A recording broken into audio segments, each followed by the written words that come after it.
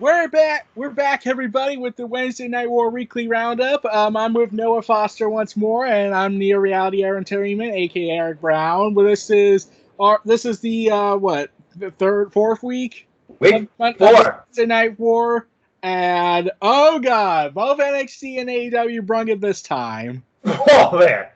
You don't think it's competition. You're stuck in gear, stupid.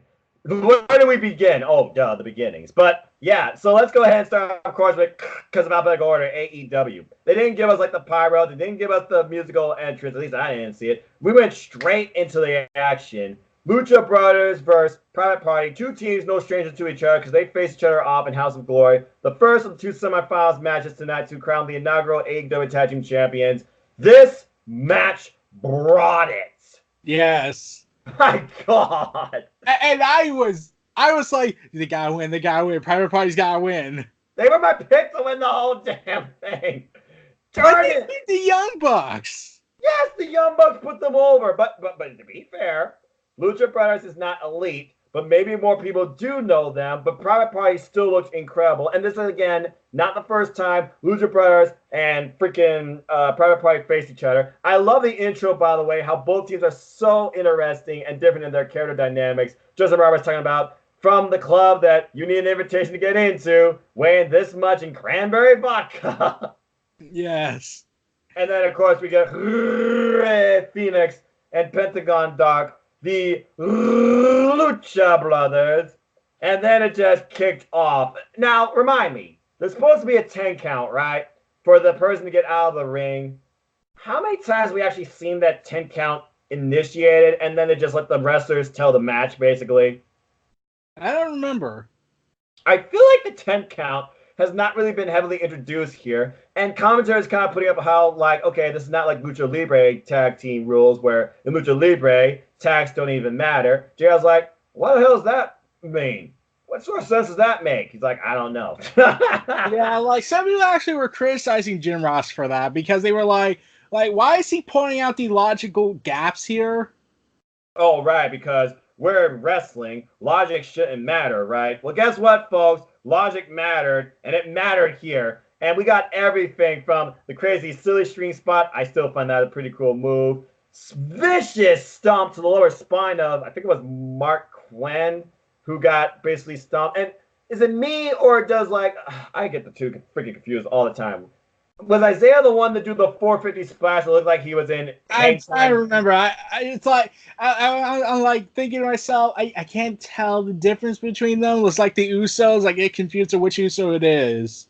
Yeah, I know, right? Like Jimmy and Jay, all the best to them. But anyway, yeah, Mark Quinn, he freaking was isolated most of this match. Again, smart tag team chemistry, Lucha Brothers controlling this match. And then Isaiah, he gets the hot tag. So yeah, it was Isaiah. Isaiah's the one with the blonde things, I believe, in his hair.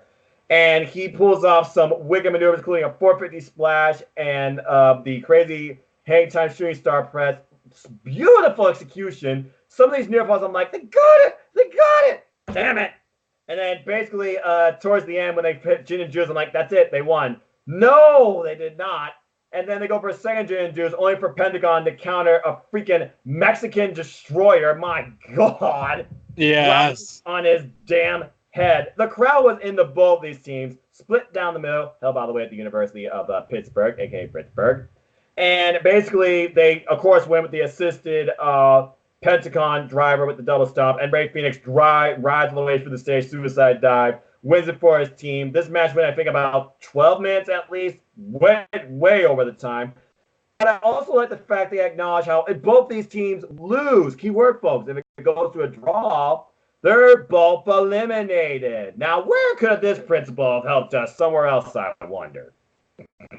Yeah, and like, and I was thinking to myself, I want Private Party to win. God damn it! Like, don't your brothers have like AAA titles, tag titles? I'm pretty sure they still do have the AAA tag team titles. I haven't watched AAA. Sorry, folks, I haven't had time. There's so much wrestling. Yeah, but here's the thing I did love that we got later in the night. Oh yeah. But the existence of other wrestling promotions.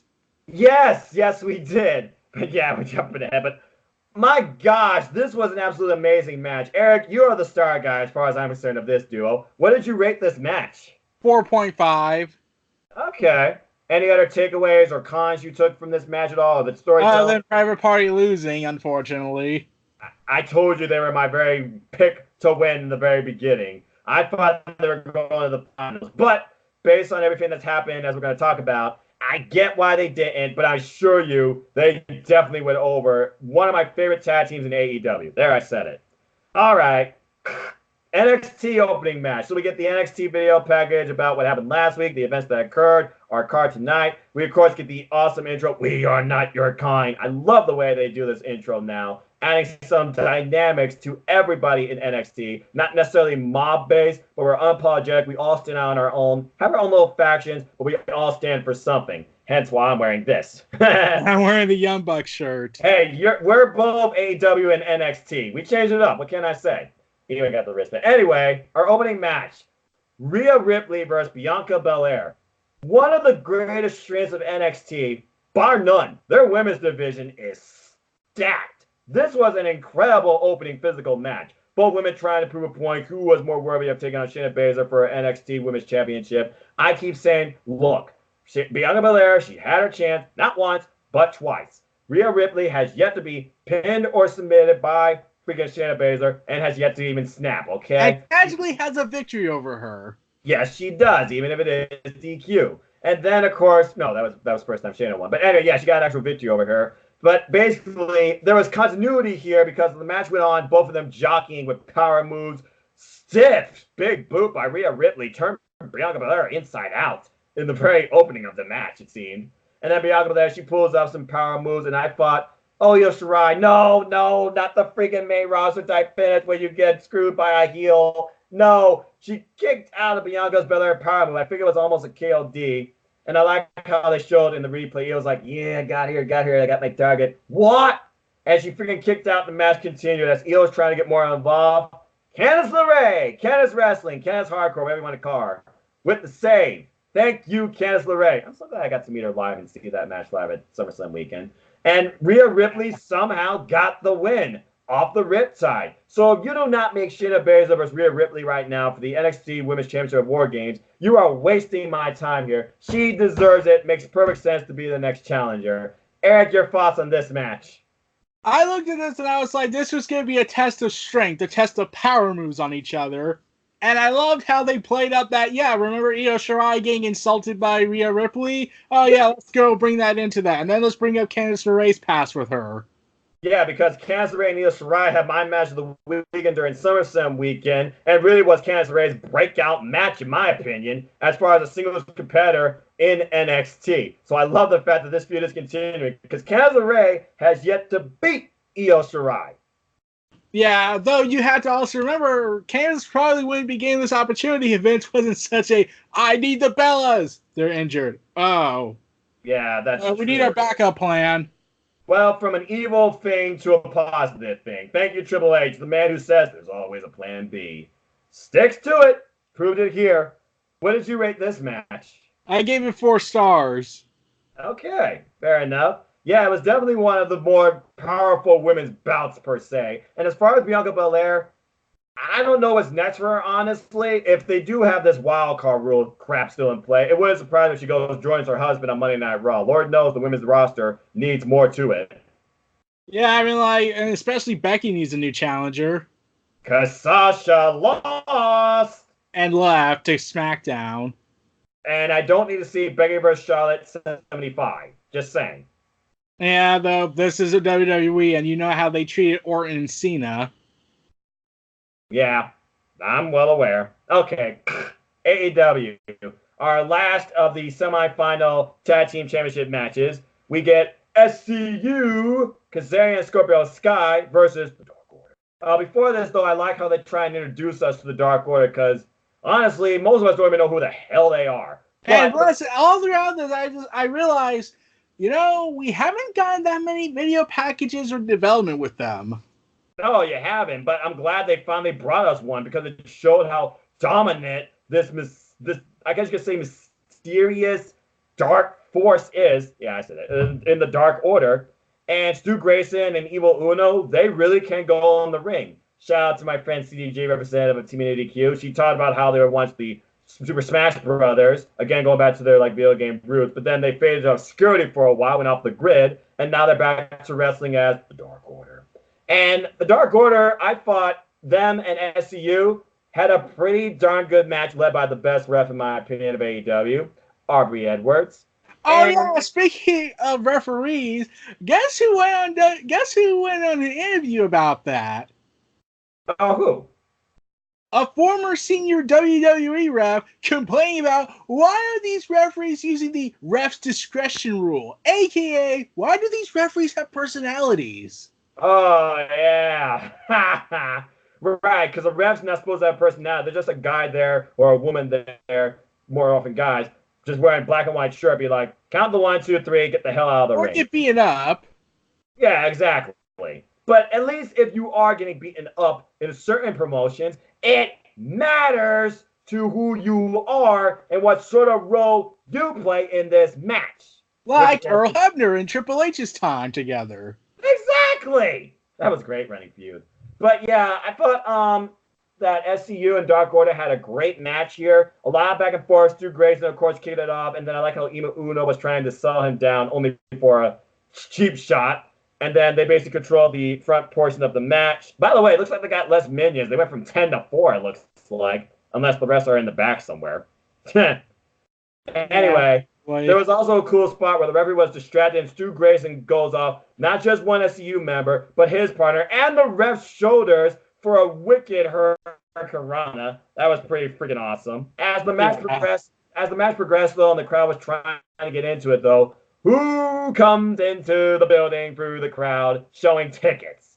Le Champion and his inner circle, with the exception of Jake Hager, because he's in MMA. And basically, we get subtleties of this match going on while the inner circle looks on, rooting for, of course, the Dark Order. And basically, Le Champion, he goes upstairs to the skybox area with a little bit of the bubbly and plenty of popcorn, obviously provided, because Le Champion don't pay for popcorn. Get real.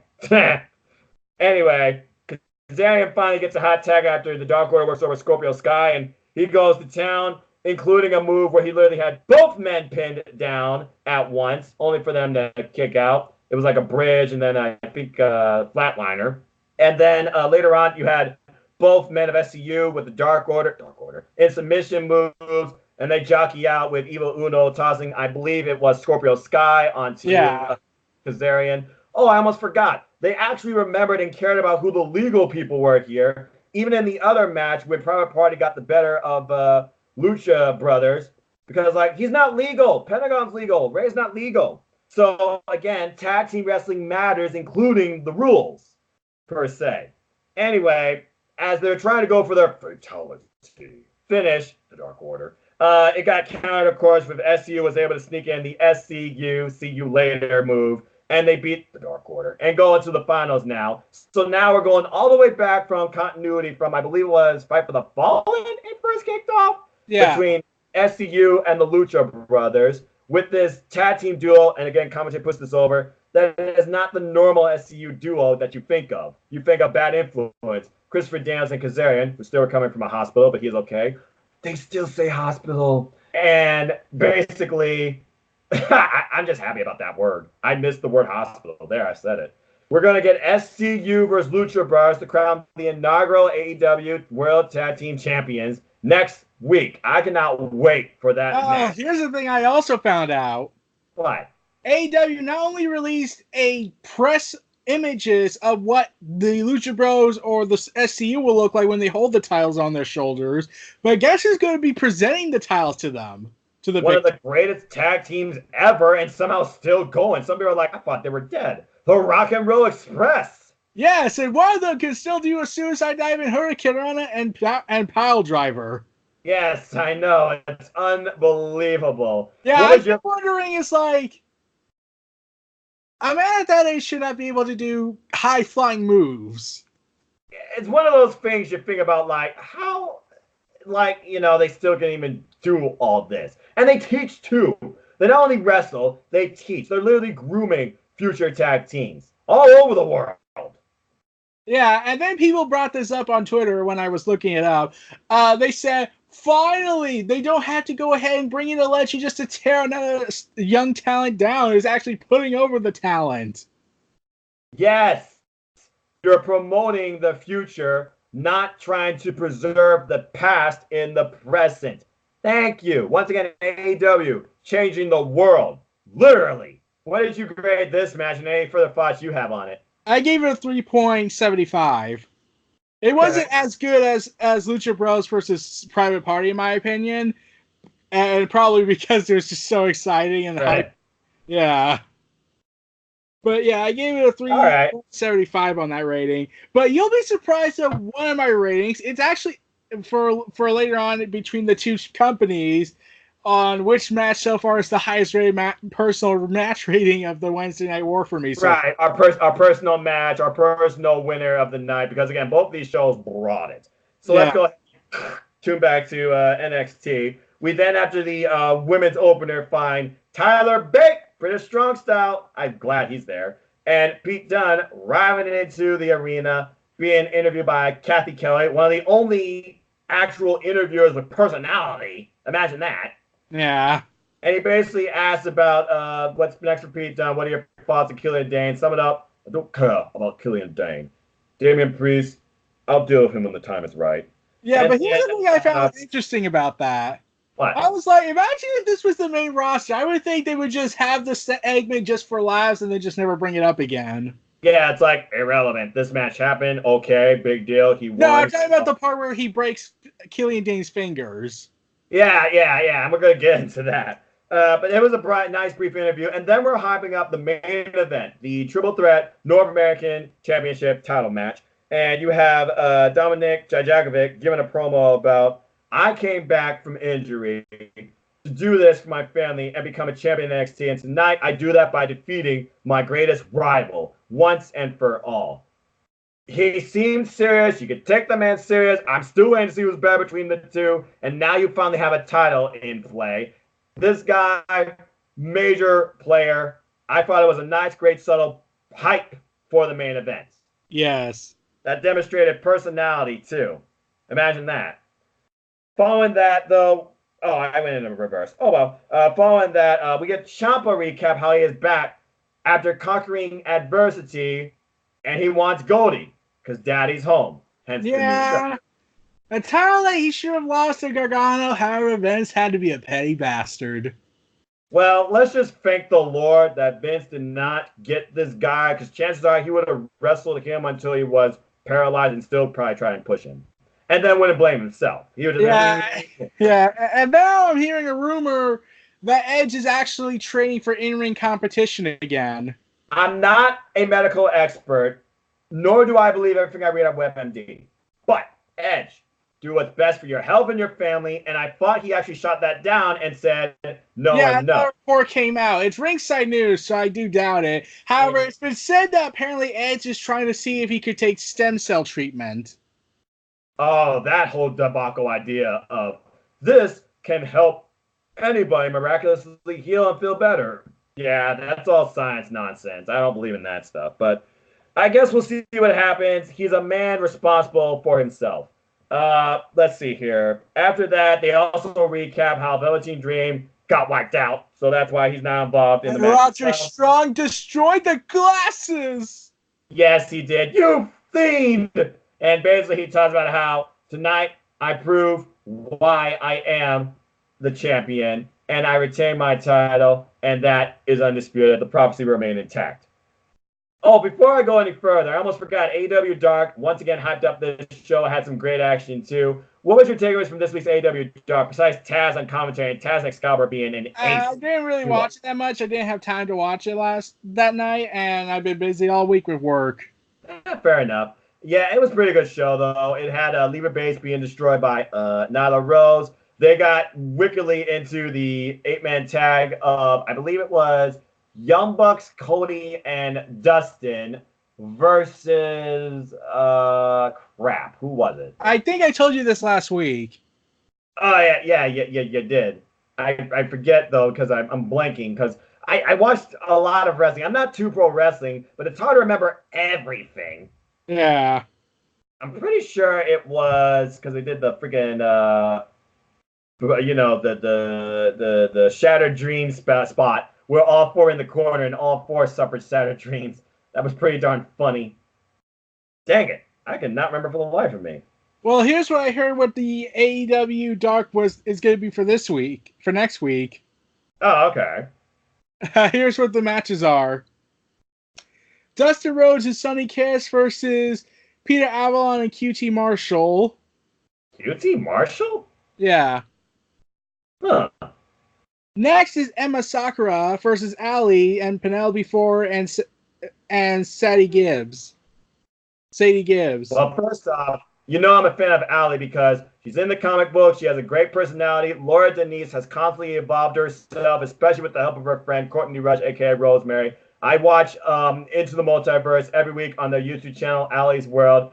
Ali is one of my favorite personalities in wrestling. Pretty good wrestler, too. I like her. Oh, you're going to love this one. The main event of AEW Dark is a Falls Count Anywhere three-way match between Darby Allin, Jack Evans, and Jimmy Havoc. What? Oh, God. Oh, jeez. All right. Well, that's going to be interesting in itself. I can't wait for AEW Dark. Let's just talk about this real quick. Do you see Taz being brought on more just for Dark? Would you like to see him brought on more as a permanent commentary role? I can see that. Yeah, I think I could too. So, yeah, it was. Oh yeah, MJF got involved. Oh, that's what it was. It was freaking Private Party and who was it? Hybrid? No, not Hybrid 2. They were heels. Dadgummit. Let's see. For the Bad Boy versus the other guy, they said. Bad Boy, Joey Janela, he faced, was it Brandon Cutler? Because Botch, they played a Jungle Express theme instead of a Jungle Boys theme. I remember seeing that. Just saying. Oh, yeah, I just looked it up. Strong Hearts. Thank you. That's what it was. Strong Hearts.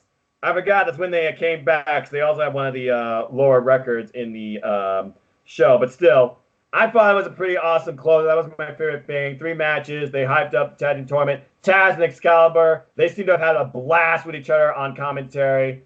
I loved hearing that duo. Yeah, well, it would have been great to have Jim Ross and Taz commentate to each other. I was glad they were like, hey, let's give Excalibur the role as the commentator so we can put more of the future over. Yeah, exactly. And Taz being, of course, a colorful personality that is no stranger to commentary. Huge pop for him, by the way. Go figure. The submission machine himself. All right, so let's go ahead and go back to AEW and talk about the next match here. It was the Bad Boy, Joey Janela, and we got glimpse of his entrance during the break again. Again, AEW relying on that split screen dynamic. Versus Kenny Omega in a wrestling match this time. However, here's what you enjoyed and here's what I enjoyed.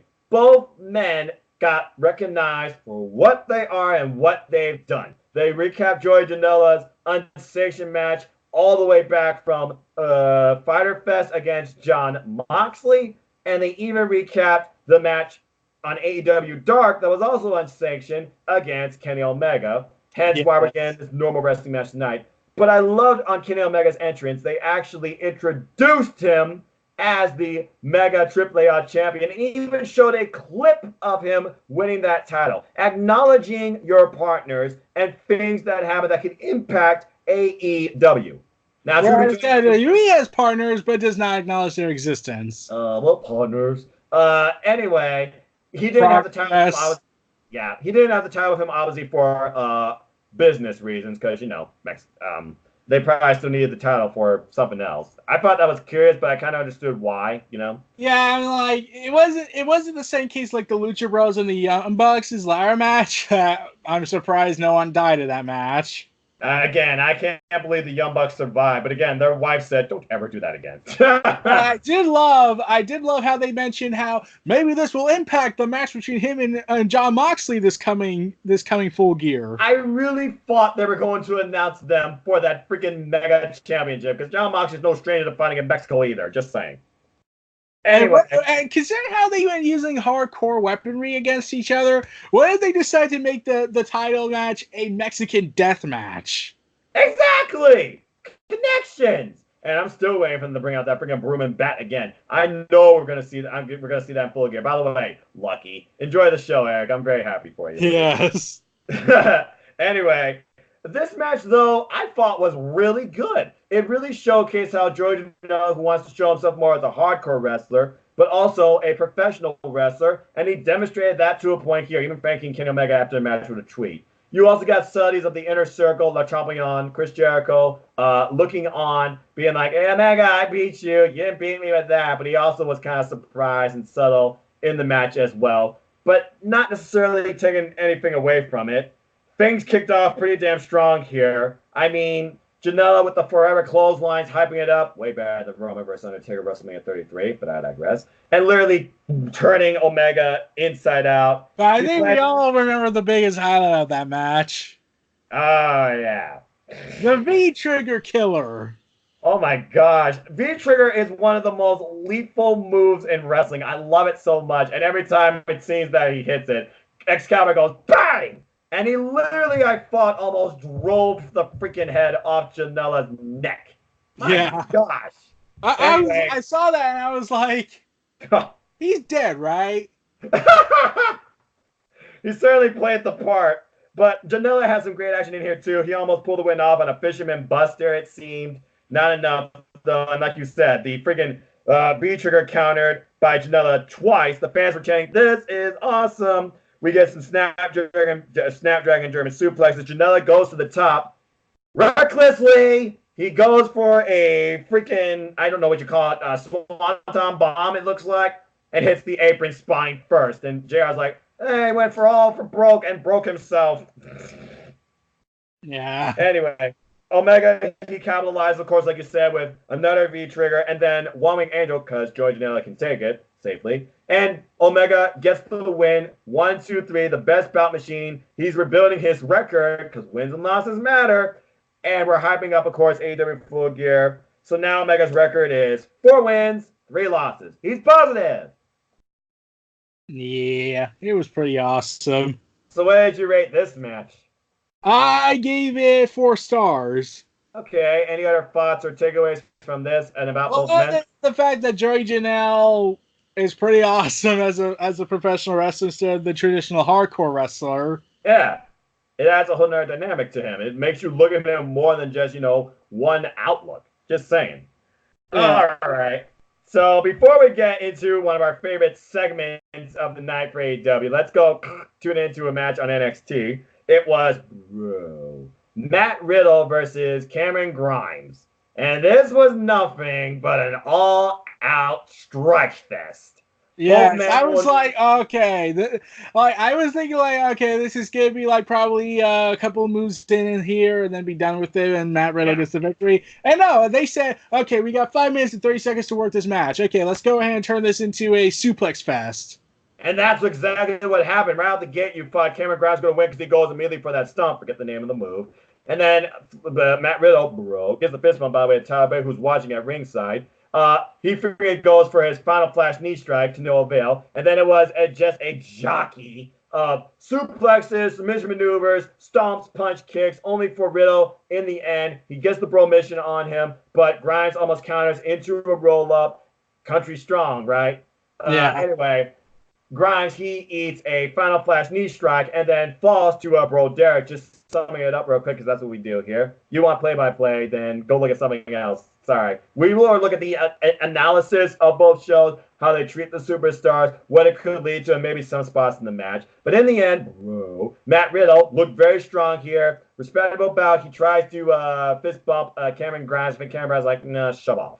And then, of course, he goes outside. He fist bumps Tyler Bate. He walks away. Cameron Grimes, he sees Tyler Bate. Tyler Bate's like, hey. It's like, F off. And he goes for his hat, which seems to be the number one thing people talk about the guy.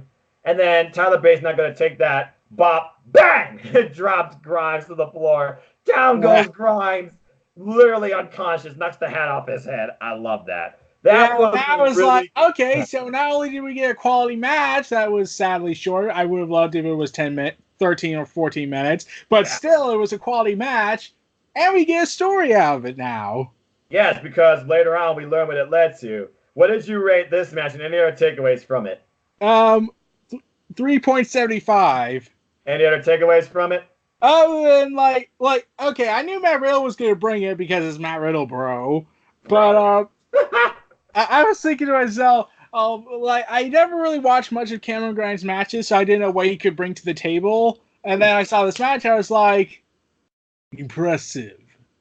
He's finally showing off what he did during his run as X Division champion in Impact Wrestling. I know Cameron Grimes, okay, Trevor Lee can go. This was one of his best matches, not the best match to date for the guy. Matt Riddle brings out the best, it seems, in people. Oh, I did almost forget one thing, though. Riddle. How about that jackhammer spot? Yeah.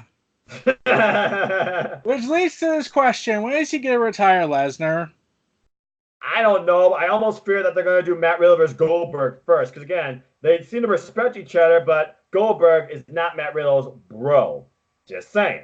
Yeah, I know. And I was thinking, imagine next year Matt Riddle retires both Goldberg and Brock Lesnar. That would be making him the top guy in WWE history. You can only dream.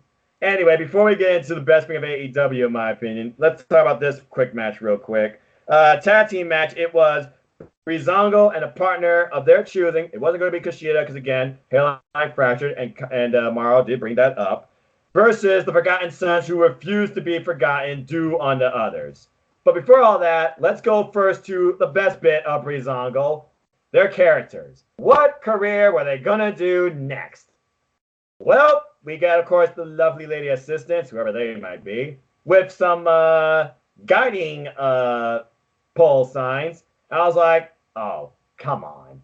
Top Gun people. We got Top Gunners here. Aviators. And, of course, Beth playing naive. And Nigel's like, are you really this naive, Beth? Talking about, they are so good. It's like they told me how I got to hold the clutch with both hands. You would think they were referencing a scene out of Top Gun themselves or something. Yeah. That was pretty darn funny. And, of course, they get a new theme change up, too. Anyway, Top Gunners, Breezango, Tyler Breeze, and Fandango. And their partner, Isaiah Swerve Scott. Very interesting. And these guys have a great six-man bout, of course. But in the end, Isaiah Swerve Scott, he picks up the win for the team. Crowd goes ballistic. Nice, straight down the middle tag team match. And then it's like Breezango and Breeze are like, give him the mic, let him show his move, let him do his thing. He owns the ring. He's confident. And I'm curious to see where the Forgotten Sons go from here. And you just keep building Swerve, it seems, in all these different scenarios now. Yeah, that's probably my biggest compliment I gave to the breakout tournament. Instead of saying, hey, let's cram up all of our best NXT talent to do this tournament, now let's take the unknowns and build them and showcase them on a platform. Yeah, I'm just waiting for them to do more with Joaquin Wilde, the former GJZ, and the former Samuel Shaw. What's his name? It's a weird name. I keep forgetting. But so far, yeah, they've used several people from the breakout tourney very strongly. So you learn about them and believe in them. Boa, Bronson Reed, the list goes on and on. But this was a fun match, and Swerve gets the win for his team with that wicked kick. Hashtag Swerve's house. What did you rate this match and any takeaways from it? 3.5. Okay, any other takeaways from it? Well, Isaiah Scott was actually really okay. So Isaiah Scott is pretty much was my favorite guy in the match. Like Breezango is just like looking like we just want to have fun. Like we never got to have fun on the main roster because Vince is an oppressive asshole. But like, we're just here to have fun now. We don't really have much left to do in our wrestling careers. We just want to have fun and make the most money out of it. Yeah, but also remember one time, Fandango was like, "I want to be taken seriously. I want to be a singles competitor champion." I guess that for now was put on hold. But yeah, it looks like they're both having fun. They're both demonstrating new characters. They're making money enough, it seems, and it's not, they're just loving what they're doing now, considering how we are hearing reports how low the morale in the WWE locker room is, and yet NXT is also the most friendly work environment to be in. But then you also have this subtle idea of, it seems like several people are considering when their contracts expired in WWE to go to AEW. And you already got Orton trolling next to a sign that says Elite Level with tagging Riddick Moss. That's a weird tag, though. Luke Harper. I can see that. And both members of the Revival. Now, can we actually see these 5 men coming to AEW within the next couple of years? I certainly wouldn't mind it.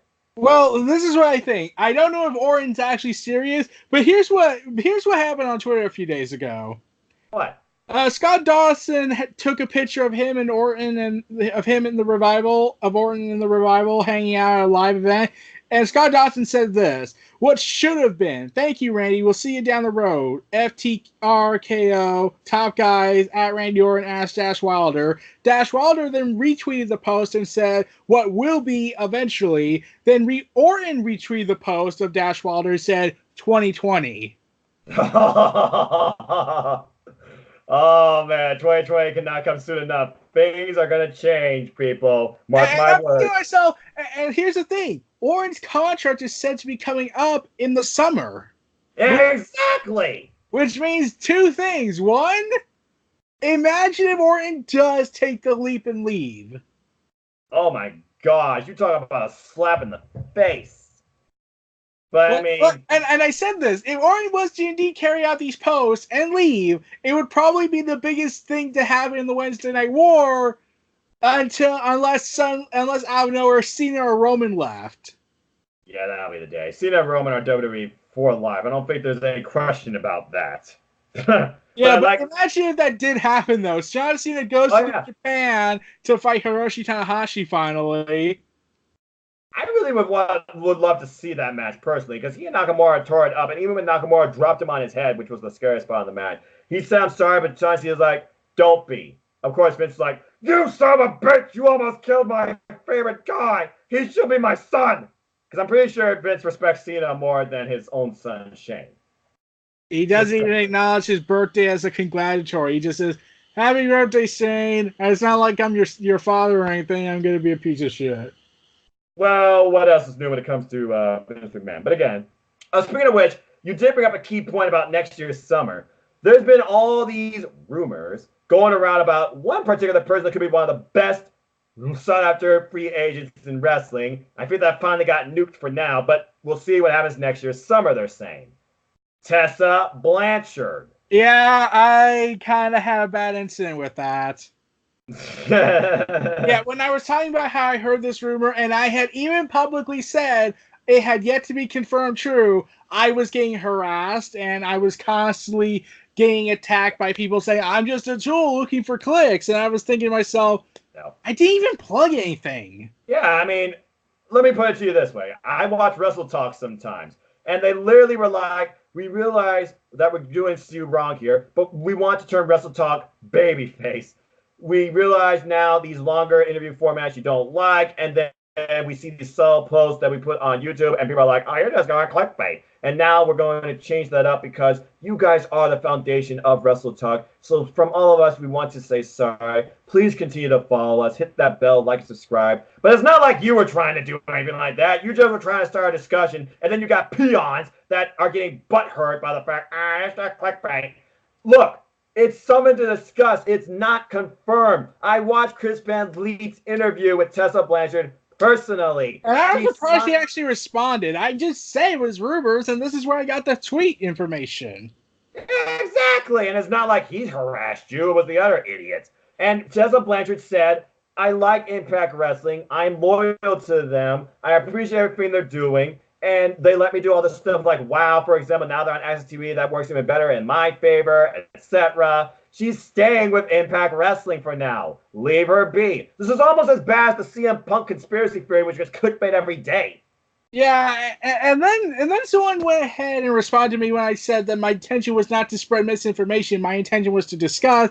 He said, "Well, what you did at the end of the day was spread misinformation. That could impact the lives every day." And I was like thinking to myself, you make it sound like I was making a slanderous accusation. Are they? Okay, so what? We're TMZ? You're serious, people? Are you that? Okay, basically, this is what I was thinking. Like, You make it sound like I was trying to ruin someone's life, even though this was just about contract stuff that was going on with wrestling and what career options they could go for. They could just deny it. There's no problem here. All the potential options for Tessa Blanchard because we respect women's professional wrestling, and Tessa Blanchard is a leader in that. Get your head out of your ass, you stupid idiots. And then one of the people who called me a tool, he said like, I'm sorry about what we did after you deleted the tweet, but here's the thing I was wondering. It sounded like he was trying to somewhat justify it by saying, because we Impact fans love our stuff and whatnot, we don't like it when people spread lies about our favorites and whatnot. And I was thinking, like, I have friends who are Impact Wrestling fans and they didn't go ballistic. I encourage her to go where she feels best, but I hope she stayed in Impact. Don't, one word, Eric. Sensitive. People take things way too seriously out of proportion. The bottom line is this. You are a man with a mind for wrestling. I'm just a simple man and a lifelong fan of wrestling. What do? We opinionate on wrestling. We don't write for it, and we certainly don't know everything true about it, but we damn sure can discuss anything about it. Now, whether you take it for fact or fiction is up to you, because in the end, it's just our conscious thoughts of wrestling about professional wrestlers we care about. And they kept accusing me of trying to get clicks, except I never promoted anything about myself or my YouTube channel. And I was also thinking to myself, you make it sound like I was acting like Brad Shepard of how he shot everyone who told him he was wrong. There are so many people that get blasted on wrestling community Twitter. A lot of editorials precisely. Brian Alvarez, Ryan Satin, let's go to the top offender, Dave Meltzer, and now you. Anyway. People, yeah, and also, you heard about the veto thing, the veto post he made? Yeah. Yeah, I got told that he deleted that Facebook post about the accusation of Kylie Ray and Chris Jericho. Good, because that was slander. And again, you know what? Real quick thing. Human society is devolving. Do not contribute to it. When a wrestler feels they want to share their story on anything they choose and what they're doing, they will do it on their own. So whether it's CM Punk, Chris Jericho, Kylie Ray, Tessa Blanchard, or some other weird, mysterious force in between that we don't know about, let them express themselves when they feel comfortable, when they're ready, on the appropriate platform, and don't deconstruct it into something slanderous, biased, and lieful. But I digress. Okay, let's get back to wrestling. Yeah. So I'm going to let you do this because you are a man that's all about storytelling, fantasy booking, continuity, and non-retconning. Talk about Cody, who also we see the entrance during the commercial break, by the way, still getting the... I guess he's going to just do that from now on, it seems. Okay, and basically, you know, all the pyro in the world and the fire and all that stuff, taking it all in, audience is hyped. Then he goes into the ring, and Tony Schiavone, being the Mean Gene Oakland, it seems, can't get a freaking interview done without being disrupted. Gets disrupted in the most hilarious but confounded way possible by the Inner Circle. And then we see what happens. We get the interesting lines, and we see the overall play out. Take me through your thoughts, this play out, and everything about this segment. Okay, I thought, like, I was thinking to myself when Cody said the line, like, unlike that other wrestling company where we worked at, we will actually come up there and kick your asses. Yes. I was thinking to myself, okay, and people actually got mad about Cody taking more shots at WWE. Like, hey, you won't believe who also came out and talked about AEW's little "we need to take shots at WWE's incompetence." Jim Cornette? No. That's common. It was a surprise. Oh, what? CM Punk. What? Yeah, he came out to WWE's defense and said, AEW, these shots aren't helping you. If anything, you should just focus on yourselves. Well, there is some truth to that because I thought AEW was going to just focus on themselves. Jericho, Khan, they've all said that. But this is Cody. This is the guy that got boned by WWE. They never did Dustin versus Cody. And the Stardust character was ruined from the get-go. So I can kind of see why he did that. Because I feel like for the rest of my life and his life, Cody is always going to be against WWE. He even said himself, now that he's the EVP of this promotion and did the throne thing, he burned that bridge. He can't go back. Yeah. And I was thinking to myself, like if they follow through with what Cody said and say that if the fans try to get involved in the show like they did in the '90s, then we'll just kick their asses. Yeah, That's exactly. their game. Yeah, I mean, it was pretty much the same thing. But anyway, as Cody was trying to tell us, he was supposed to have a big announcement per se, and maybe we'll get down like a road to full gear. I'm still waiting for the first special. I think it had to do with the new signing they did. Potentially, yeah, potentially. But anyway. Oh, they already announced the signing. Oh, wait, what's the signing? Oh, they have hired a former Olympian boxer to the company. Interesting. Oh, I almost forgot. How rude of me. Thank you for that. Wardrobe is coming. Hashtag Wardrobe. Shout out to fellow member of the Elite of Wrestling podcast crew that we do, AJ. He said that he's familiar with Wardrobe from Absolute Intense Wrestling. This guy's a beast. And one of his most lethal. So, there's that. Yeah, okay. Anyway, wait. Who they signed? Let me double check about what the name was. I'm not familiar with the name, I believe. Because I did hear something about that, but I wasn't sure who it was. Of course, AEW is always expanding the roster. We'll talk more about that when we get into Ogogo. Okay. Yeah, he signed. Yeah, like Cody has signed him to a contract. He's an Olympian boxer, and his credentials was he's 30 years old right now, and right before he retired, and he won the bronze medal in the middleweight division of the summer of 2012 Olympics, and before going on to post a professional boxing record of 11 victories to 1 loss. Pretty good record in my opinion. Okay, respect. I look forward to that. But anyway, so as he's trying to say what he's going to say, you talk about obnoxious. That's the first time I've heard an air horn used in such a conventional way at a sporting. And they're going boo, boo. The air horns are like running out and stuff like that. And then, of course, it's Chris Jericho, the champion. You're telling me a mic's not going to be planted up there. And it's like boring. Here's the thing. Kevin Nash actually complained about that. I heard about that.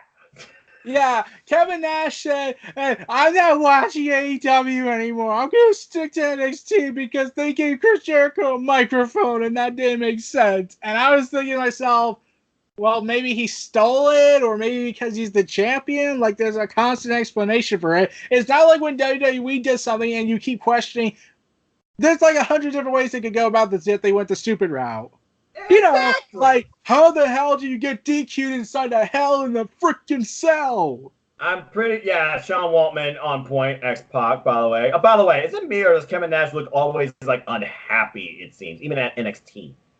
I really don't know. It's probably because he got older and he can't do the things he used to do. You know, like, and this is, and I believe I said this. Let me find the post. When I heard Kevin Nash talk and he offered Cody Rhodes advice about basically, let me find it. It's been a while since I last posted. I remember that post. You did convey that. And this is what I said. Now, I know this is just Kevin Nash's opinion, and he's well entitled to it, but I would just like to say I would much rather have last night's kind of segment than the Finger Poke of Doom segment. Oh! And then I posted an image of Hogan and Nash spraying the NWO logo on the world title belt. Oh! Ouch! Burn! Yeah, one of the worst things that killed WCW, and they tried to recreate with Aces and Eights with Mr. Anderson going, BOOM! Shooting people outside the ring over the top rope battle royale. But anyway, back to this. So yeah, Jericho's like, boring, and then Cody, like you said, says that line. But then we get the line that triggers it all. You're not going to do a damn thing. You know why? Because you're a coward. And nothing more than an entitled Manelio little bitch. And I was like, oh, yeah. Dang. And he's going up there, it seems, but it's like, it's 4 against 1, you stupid idiot. Out comes who wears the scarf? Yeah, and then MJF comes out because it's 2 against 1. And it's like, it's still 3 against 4. And MJF comes out like, I'm supposed to be afraid of someone who wears a scarf? Who wears a stupid scarf? You used to. You used to wear an electronic one. Has he worn a scarf since being under AEW? No. I didn't think so. Wait, actually he sort of did. Remember when they were doing the impersonations of Jericho's past? Oh yeah. And they showed the list of Jericho, which I must remind you, Vince said he's not trademarking anymore and is getting rid of it. So basically, he just gave Jericho merchandising opportunities. Yeah, he did. And I bet people are still buying it. You just made the list. I should have bought one myself. And yeah, then anyway, like Codebreaker from the WWE dictionary. right. So technically, they could say that. Anyway, so still a 3 against war. Who comes out? I'm like, okay. I thought first gonna be Young Bucks, but then it makes sense because Young Bucks they have a match coming up. So based on the outcome of this angle, you want the Young Bucks to be 100%. And I thought it was also going to be Kenny Omega, and then they were going to do Jon Moxley Hysteria. DDP! Yo, Member it's the me. Nightmare Family. It's DDP. That crowd ended when DDP came out. And it's like, okay, now it's 4-on-4. You ain't gonna come up here though. You're a coward. Hey, what are you doing? Don't come up here. Don't you take another step. Hey, and then they lock themselves in a room. And, And here's the thing. And normally this is what I would expect. In the WWE world, they would have the heels lock themselves up, but then security would come out and tell them, get out of here, you're not harassing our customers and whatnot. Exactly. But instead, they were like, MJF, give me the scarf. And then Cody, that was not sugar glass. That was real glass. I thought Jericho had glasses out. When I saw him cover his eyes, I was like, oh God, please tell me they didn't cut him.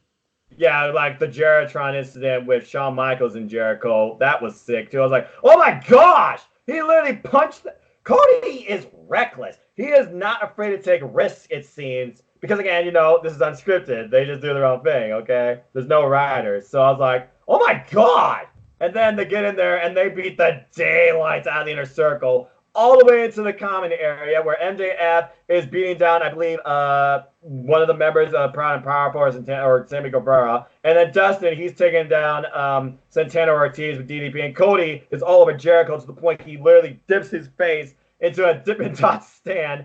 You monsters! And when he brings his face out, his face is already like, I got ticket. And then we finally get security and police literally escorting the Nightmare Family out the building to the point they were arrested. Because, as commentary put over, Jericho bought a ticket, so legally he is a fan who is supposed to be obligated to sit in that area. And he's like, I got a ticket, you stupid idiot! Get out of here! And then we see during the commercial Jericho still whining like a baby, his face completely red and irritated. Finally puts the glasses on, lists the tickets, stick it to his head, feels overconfident that all this happened. He's like, this is what happens when you mess with the Inner Circle! And then we get a tweet from him, also with all his Inner Circle buddies, all in the photo together. And that was the last we saw of them in the Nightmare Family, and Jericho and his Inner Circle, ironically. But everything about this freaking segment was money. Yeah. However, in my humble opinion, it wasn't the best segment of the war yet. No, we'll get to that. We got lots to discuss. But, I mean, you can't grade a segment. You can only critique it. And in my opinion, there was not a single flaw with this segment. Yeah. All right. Let's go ahead and go back to NXT real quick. Because the thing about NXT, even though they're still also 2 hours, they seem to go beyond their TV time. And they actually kind of give you more matches. They did again here. The next match was actually... Oh, wait, I forgot.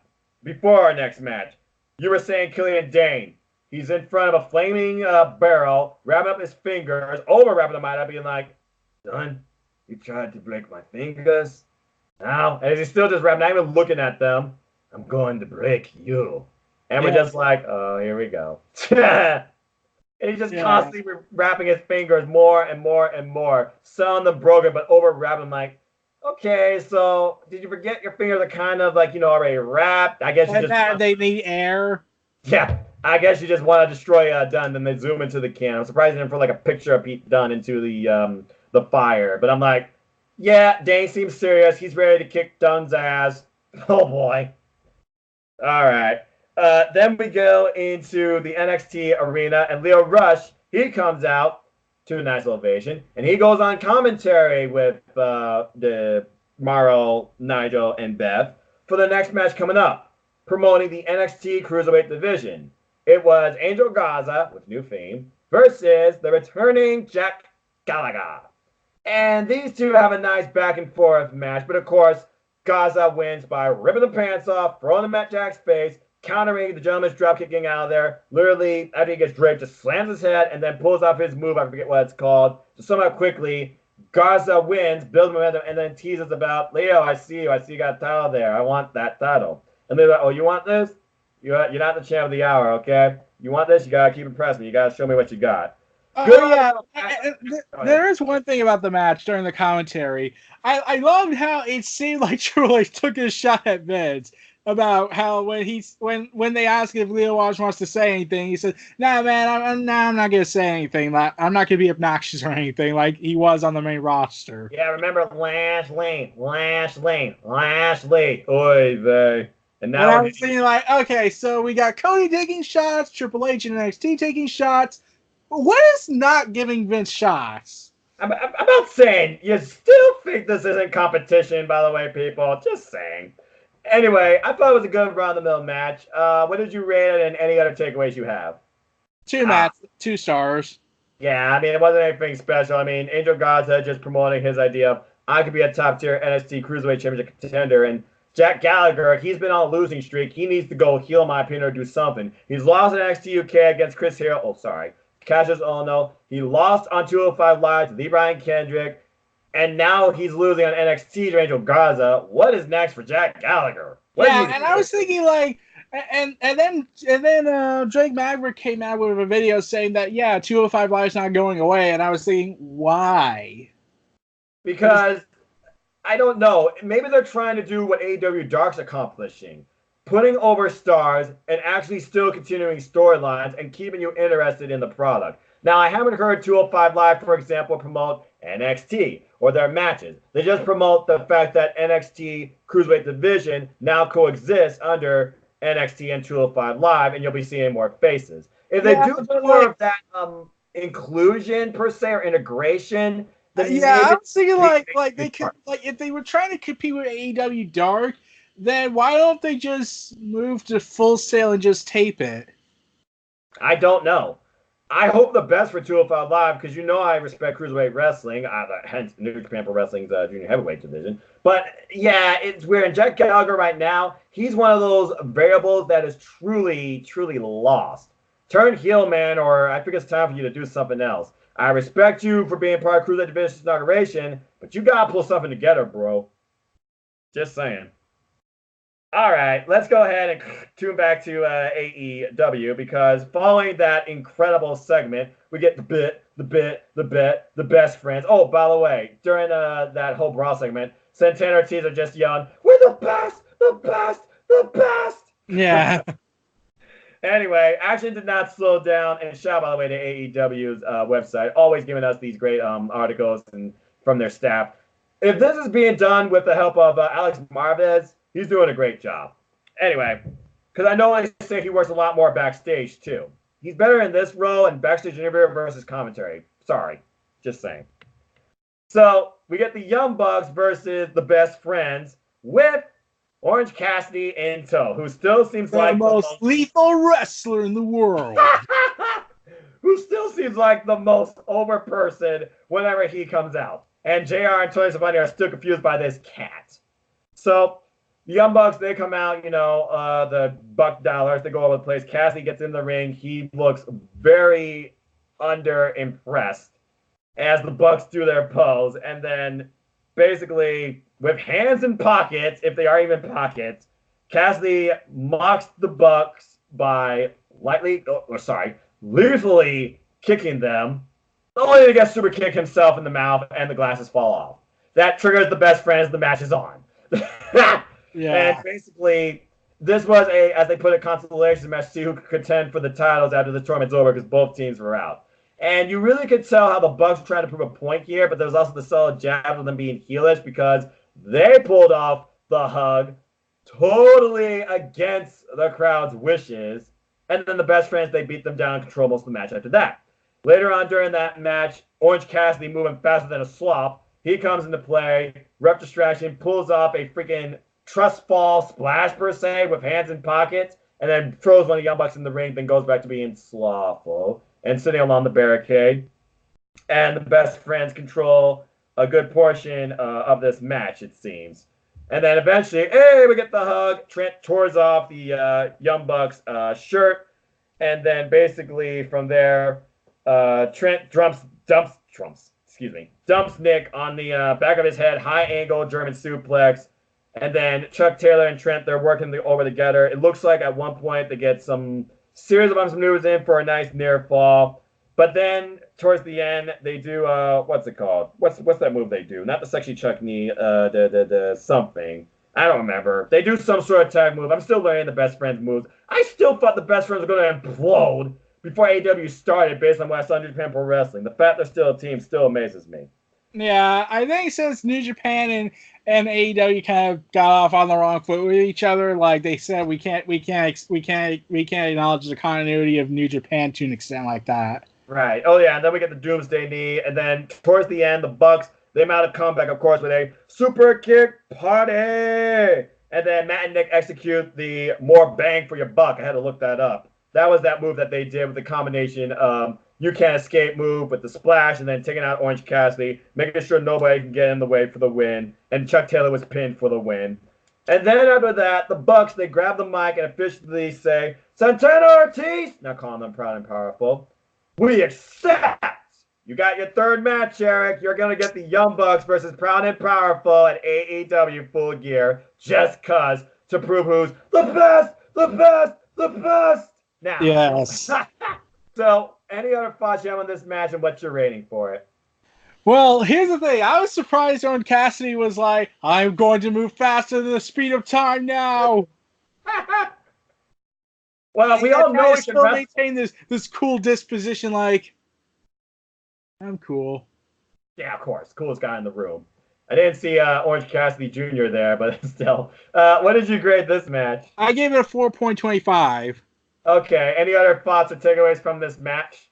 Like, I just love how they want to homage to Okada's faraway cut thing with the best friends hug. Yep. And I was thinking like, oh man, I wonder how New Japan Pro feels about this. When they do the Okada Rainmaker pose, it's always supposed to be this epic moment, but AEW does the best friends thing for like this effect, and I wonder how New Japan Pro feels about that. Their style's kind of being mocked in their eyes. I mean, again, AEW for holding no punches, and I mean, I haven't seen no negative tweets, and who knows what that could become, because we know how much AEW works with other promotions in Japan. Segue as we head into our next match. But before that, we get a package for Britt Baker, baby, DMD, and how she is Pittsburgh, and Pittsburgh becomes Britsburg. She got her degree at the University of Pittsburgh. She is officially a doctor of medical dentistry. She got it, 6 years. Mad respect to her. And she is a dentist in Pittsburgh as well, but also a diehard Pittsburgh Steelers fan, much to the chagrin of one of my friends in Pittsburgh, the PA sensation, Greg Cherry. And we also get a certain picture during it, too, of her with Adam Cole. Imagine how certain people in power would feel that, why is a WWE guy showing up on AEW? I mean, you've seen the photos like I have of people saying love is a battlefield, where you got Britt Baker in AEW and Adam Cole in NXT. And it's only a matter of time before Britt Baker is a champion. There's no doubt about that. Yeah, and now I'm thinking like imagine if Vince calls NXT and says, "Hey, NXT, Triple H, I need you to make Adam Cole drop the title. A picture of him was on AEW. I can't have that." You have no influence over NXT. You do your thing. Actually, he's done it on 3 occasions. Yeah. And they were all stupid reasons. I mean, like, look what happened to, like, okay, you'll be pissed about this. What is it? He kind of, if you could make the argument, he's the reason why American Alpha went the way they did on the main roster. He's the reason why Chase and Jordan's retired, and he's the reason why we got Shorty Gable now. The worst ring gear I have ever seen in my life. He looks like a grown-up kid. Yeah, You, he made you the call to NXT.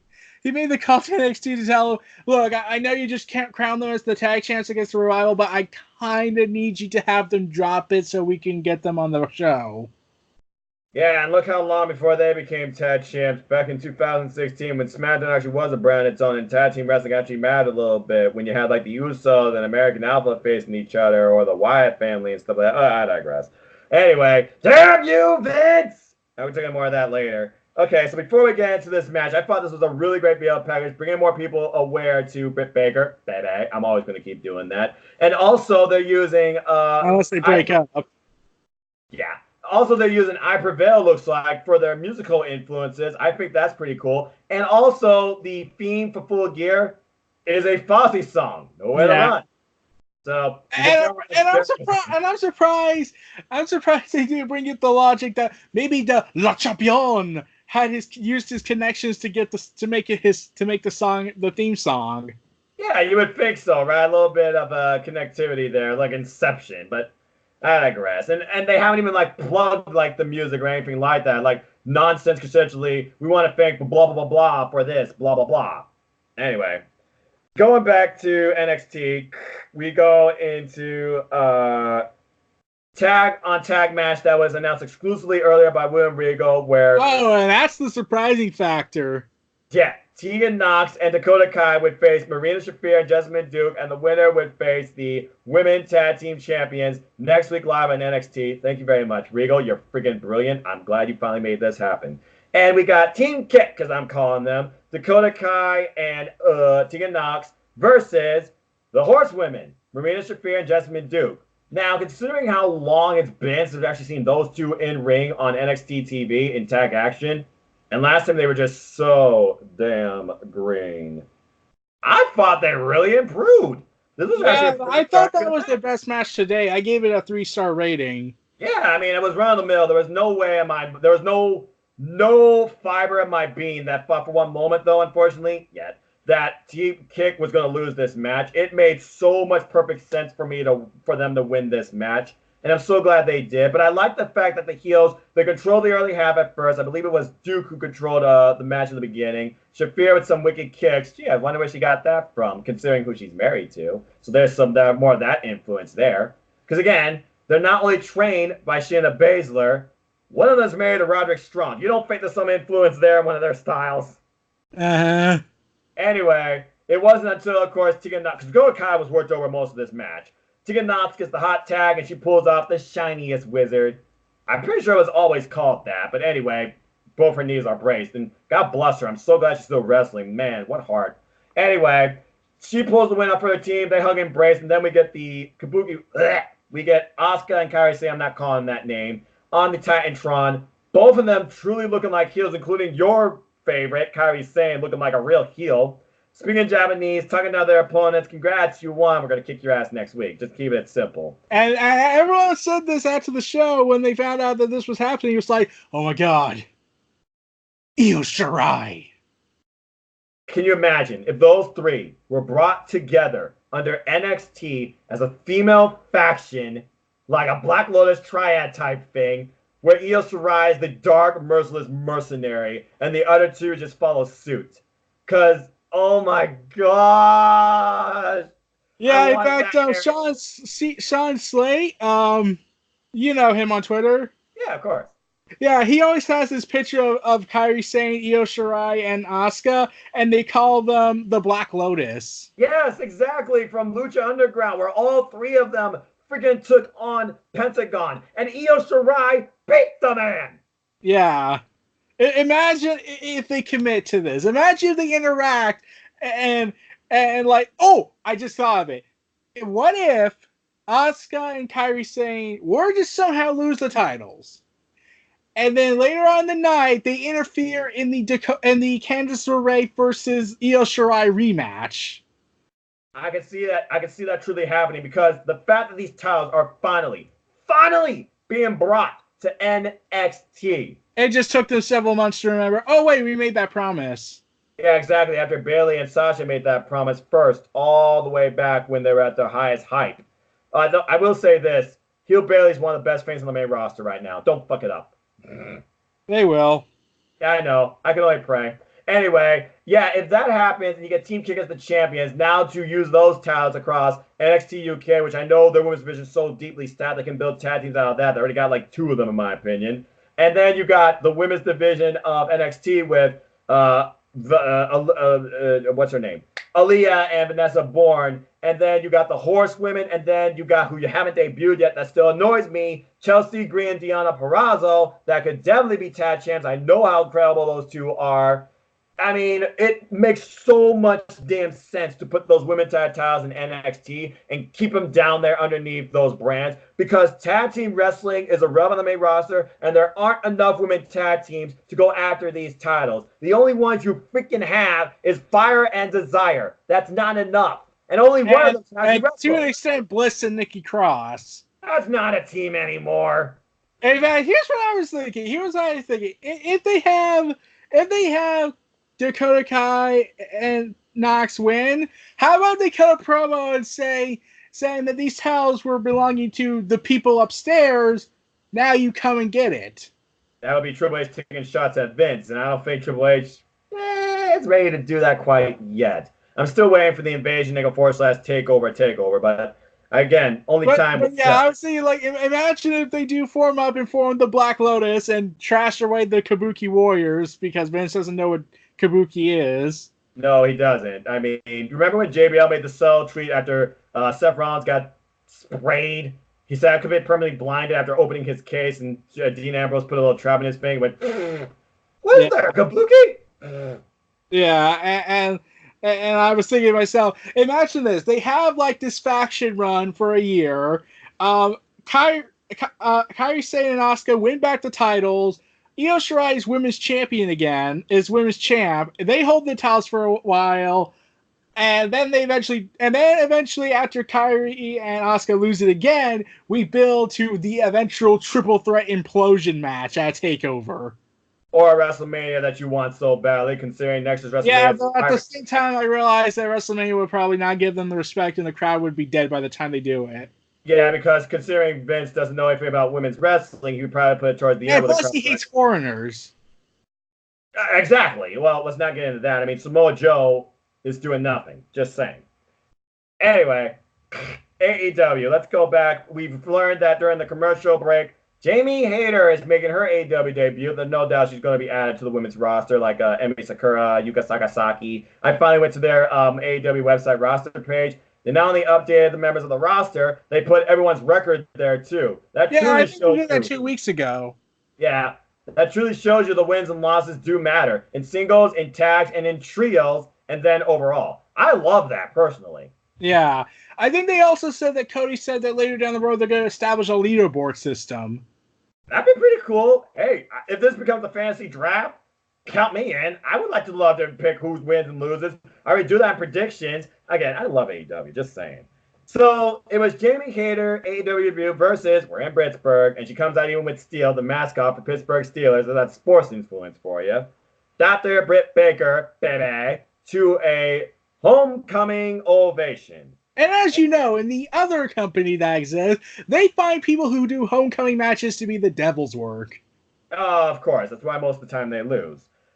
Now, this match right here, it went a lot longer than I expected it to be. And Jamie Hayter, of course, she gets the heat from the crowd. She's like, hey, this is my debut. I loved it. I hope y'all hate it. So there's the subtleties there. And there's also continuity there because Jamie Hayter is Bea Priestley's tag team partner in their tag team league tournament going on right now in Japan in Stardom World. And Bea and Jamie are the leaders of their block.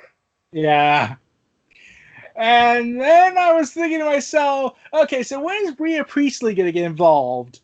And like, that never happened. No, it was literally a one-on-one, and Jamie Hayter worked over Brett for most of this match, pretty much. I mean, basically, following this, the doctor's making a house call in her hometown. I like all these doctor commentary lines that JR and Tony put on. JR was actually really good on commentary. People give him a lot of slack. He actually was pretty darn good on commentary, I thought, this episode. He's really getting into it. Yeah.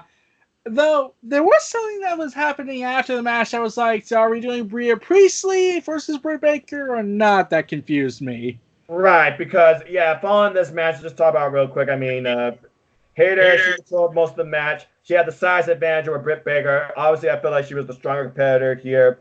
Hayter took Baker off her feet with a lariat. Frustration began to sink in for Hayter because she couldn't pin her. We get Ace Crusher, though, by Baker, swinging net breaker, sling blade. And then towards the end, she goes for a super kick. I like how, again, her moves, her offense, it seems to be related to her, career because she's an actual dentist. Yeah. But anyway, super kick, lockjaw combination later. Ow. Britt Baker wins, much to the delight of her hometown fans. Then we go backstage. Jamie Hayter is about to get interviewed by Jen Decker, only for Brandy to just literally throw her into a wall. And then just like, what are you doing? She's like, I mean, she didn't say anything, but she said enough for this face and point. I'm like, Now, I know Britt said she wants to reset, or not Britt, excuse me. Brandy wanted to reset herself. That's why she's not going to accompany her husband so much to the ring anymore. She's trying to find herself per se because I mean she's the executive vice president. Yeah. Eric, I'm sorry, she's not that good. I hope you agree with me. I thought she was just at best average.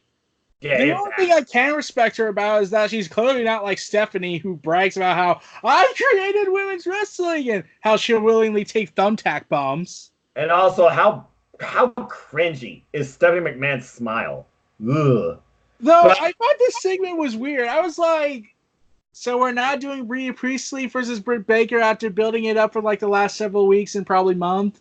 Yeah, I mean, it's weird. I mean, and you gotta imagine Rhea Priestley's gonna be pissed off that Britt Baker beat up her tag team partner and beat her too.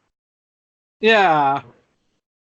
Rhea Priestley coming back next week, attacks Britt Baker, match gets made official, or they call her out and make the match official. Now, I don't see them, of course, including the Stardom title in the match, but I would like to see the Stardom title brought to the match, like they did at Fight for the Fallen. But anyway, what did you grade this match, and what was your takeaways from it?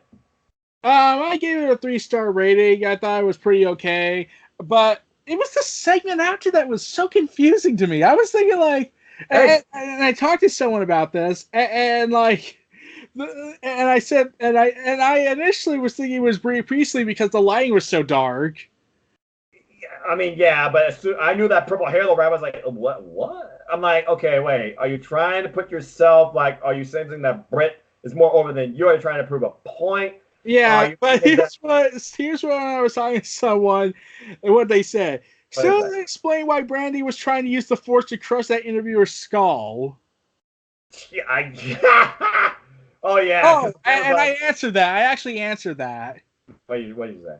I said, she's just taking a page out of the Tao of McMahon. When you believe you are a god, you aren't deluding yourself. Chapter 76. Oh, and that's the reason why I gave it the Chapter 76 thing. Okay. You want to know why I labeled that Chapter 76? Why you use Chapter 76? Fallout 76 and what Todd Howard's done. Okay. I figured you were going to do that. Boy, that game has got a lot of slack against it. Oh, Fallout first and how it's all buggy and everything. Well, not as buggy as W2K20. Oh, actually, it's probably worse. Ugh. Private worlds aren't exactly private, and you're losing all your scrap items.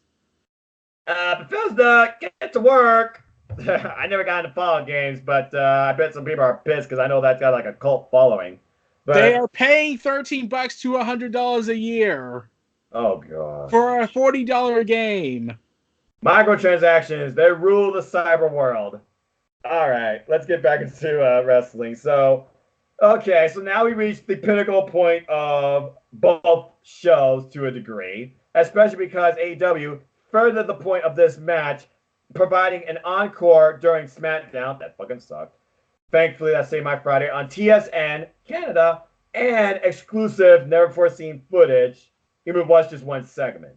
But first, let's go talk about NXT and this triple threat North American title championship match between Keith Lee, Dominik Dijakovic, and Roderick Strong. Oh, before that, though, Kathy Kelly, again, the person with the most personality, I feel like, as far as backstage commentators go.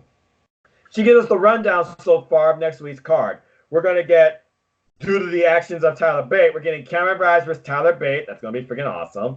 Io Shirai versus Candice LeRae. And, of course, the WWE Women Tag Team Championship match between Kairi Sane and Asuka versus Dakota Kai and Tegan Nox. I am super stoked already for NXT, and that's I am worried about what's going to happen on Monday Night Raw, though. Yes, I did see that. Kairi Sane versus Becky Lynch. Mm-hmm. They're basically in a no-win situation. If Kairi wins, then the Raw Women's Champion looks weak. But if Becky wins, then Kairi heading into her title match looks weak. And the thing is, Becky doesn't even need the title. It's like the title's irrelevant now. So you really would just be hurting not the title, but Becky overall. That's even worse because there's nobody right now that can fight Becky for the title. They got nothing. They have Shayna Baszler, but since NXT exists, Vince hates her, and therefore he won't give her the respect. And Ronda Rousey isn't coming back anytime soon as long as she's on that impregnation vacation. Oh, it's not just that. You saw her mutilated fingers.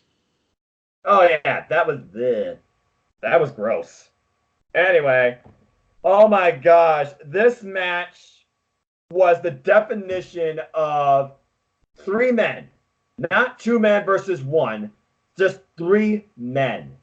Straight out of the gate, power offense. Roderick Strong was like complete, just like, I'm here. But it's like the little guy at the playground, just like, oh, why am I here? Because he's just the guy. This match was more about Keith Lee and Dijakovic more than anything because you get the, the match introduction with the NXT logo on the ring. Nice touch. And the lighting. And you got Lee and Dijakovic looking at each other eye to eye. And then Strong right here looking shorter and just looking like out of place. And then also trying to do the notice me. Yeah, notice me. I'm the champion. This is what it's all about. I'm undisputed. And then basically throughout this match, Dijakovic and Lee, they take out Strong, but even at certain points, all 3 men are just going after each other. But then you get some of these crazy moves and bumps where Strong is like doing the stronghold. He controls the match. He gets taken out for a little bit. And then he suffers at the hands of Lee and Dijakovic. First spot was when Strong was down, I believe, Lee and Dijakovic, they were going up against each other, and Dijakovic was like, time to fly, and he literally suplexes Keith Lee on top of Roderick Strong. Yes. Ouch.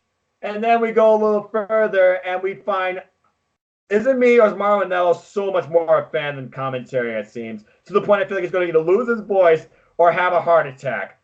What the hell was this spot where you had freaking Strong, Dijakovic, and Lee in what looked like a superplex position turn into a power bomb that should have made the ring collapse? What the hell was that? And they referenced it like the ring almost imploded. I mean, I'm surprised the ref didn't lose his feet in some of these spots. Later on, we see Keith Lee and Dijakovic. They're outside on the floor, or Strong's outside on the floor, excuse me. And Dijakovic, he takes him out only for Lee. Seamlessly, I might add, clear the freaking ropes, making Mauro Ranallo go deep in his voice. I didn't think he could do that. With a beautiful torpe con hilo, wiping out Strong and Dijak. As Strong's trying to get back into the match, we get forever forearms before that type of stuff, but Strong's trying to take out both men on the outside. We literally get Strong in torture position. He eats Feast Your Eyes and gets pounced. And then you get the Saul stare, and I'm like, this is it. We're finally going to get the end of this freaking rivalry. And you get Lee and Jacob like, let's go in here. Let's finish this. And the two will into each other with everything imaginable until towards the end, we finally go to the freaking, oh, I forgot, we also had a choke bomb too, where I thought that also, so many spots I thought were going to collapse that ring. This is how much the NXT ring is sacred. I love it. Both men go to the freaking corner, and it looked like Keith Lee is about to spirit bomb, power bomb, the hell out of Dijakovic after countering a power maneuver on Dijakovic. And he literally plants him in the ring to the point Dijakovic rolls out only for Strong to come in like a thief in the night, taking advantage of the triple threat rules and literally kneeing Keith Lee unconscious, almost a sick kick with his knee, and gets a rapid 1, 2, 3, almost in desperation, it seems, to keep his title. The prophecy remains fulfilled. My God, what a match before we talk about this angle. Your thoughts on this match and your grade? Phenomenal matchup. However, the rating is where things got interesting. I will not say yet until we talk about AEW's main event. All The right, Boston Pac. Oh yeah, let's talk about that. Our main event, this brought us up for one fall with TV time remaining. What do you know? Time actually does matter here. So of course, we first have coming out Jon Moxley versus the Boston Pac. It's not Pac, it's Pac. And he literally comes out. Yeah, we got the power and stuff like that. Mox turns around. He gets hit in the back of the head with a chair. We get another solo pyro shot, and then Pac goes on the pre-match attack, literally taking out Moxley to the point that you think, okay, the match is just going to be thrown out. He's like, what the hell? And then literally Moxley's like, no, I can fight. And he goes to the ring, and the match is on. And basically, Pac controls the very beginning portion of this match. Pac landing a step-up enziguri on Jon Moxley, and then Moxley was unconscious on his back. But basically, using side advantage and fueled by anger, it seems, Moxley runs Pac into the turnbuckles, and then both men are just jockeying for control here. They literally wanted to destroy the freaking daylights out of each other. At one point, Pac hits a standing shooting star press on Moxley, while Moxley just looks on like, what the hell? Moxley, though, he gets a bulldog in on Pac as well, and both men are basically, they're on the edge of the ring. Almost like a paradigm shift, it seems Moxley hits on Pac. I was like, ooh, damn. Anyway, Moxley's trying to end the match really quickly at this point, going for the big old knee. Pac rolls out of the ring. Moxley falls up, though, with a torpe suicida. He blasts Pac with black hole slam. Hey, shout out to Abyss, aka Chris Parks. We get another knee. Pac's kick out of 2. So many near falls. We constantly get the time reminder. 5 minutes remaining. 1 minute remaining. 30 seconds remaining, it seems. And you're on the edge of your seat, trying to wonder, oh my God, someone win here. Someone has to win. Someone needs to go for the victory here. And even JR was putting this over throughout the night. Like, okay, you're getting all these moves tagged, but someone's got to get the golden moment here. Someone's got to pull the victory out here. Anyway, Pac grabs the ropes, forces the ref to break the hold after we get a cloverleaf. We're down to 4 minutes here. Mox kicks out Pac's Falcon Arrow, not Black Arrow, Falcon Arrow. Both wrestlers are racing against the clock at this point, but exhaustion's setting in too, because at points it seemed like they were going for power moves, but they couldn't hold it together. Later on towards the match, we get a wicked 450 splash from the freaking apron, I think, to the floor on Jon Moxley.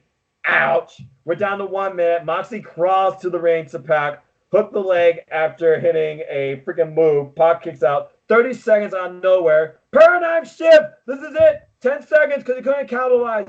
He goes for the pin. 1, 2. No, he kicks out. Time has expired. This match is a draw. And basically, everyone's like, boo. I'm like, come on. But in the end, I realized it makes sense because you got to protect both men. And this is the first time of a draw in AEW Dynamite TV history. Paul Turner, though, he can't catch a break because not only this is the second time now Jon Moxley attacked him with a freaking paradigm shift. Poor guy. Yeah. And he's like, time limit my ass. Time limit my ass. And before Friday, I didn't know what was next because, of course, that was the end of the show. I was like, I want more. What's next? Pac gets up eventually. He attacks Moxley, threatens to Black Arrow his freaking neck when he puts him in a chair, only for Kenny Omega to make the save. And both of them drive the Boston Pac out of the ring. And then following that, with a certain Hangman. Yes, and then Hangman's just coming down, seeing him. Pac's getting the hell out of Dodge because he's in a freaking triangle he doesn't want to be part of. And basically, Paige talks about the history about them. Hey, Pac, you don't seem so big without a chair, it looks like. You definitely didn't seem big when you beat me with a low blow. But then again, I beat you last week in a tag match. So what do you say? I think you owe me a rematch. How about Full Gear? You might be getting freaking Pac versus Hangman Adam Page at Full Gear. Not made official, but I think it'd be stupid if it wasn't. We need a definitive victory. And, of course, Moxley and Kenny Omega are just looking on at each other while Moxley just walks away. And that is officially the end of AEW Dynamite. Now, before we get into what I think was actually the moment of the Wednesday night, let's talk about both these matches. Let's first talk about AEW Dynamite's main event. Your thoughts on this match and your rating. Well, I gave it a 4-star rating, and I thought, I knew they can't really have either one lose because Pac's on this streak right now, and Moxley is heading into a war with Kenny Omega, Yes. and probably for the Mega Championship if they do it. Maybe. And I was thinking to myself, so this is clearly going to end in a draw, I believe. But I was thinking, and people actually got pissed on social media about that. Oh, I saw. Yeah, and people were wondering why do they do that? Why can't they just have Moxley win? And basically they kept saying, oh, so they have the ruling, so they could just do whatever it wants. And I believe someone said this is AEW's version of a 50-50 booking.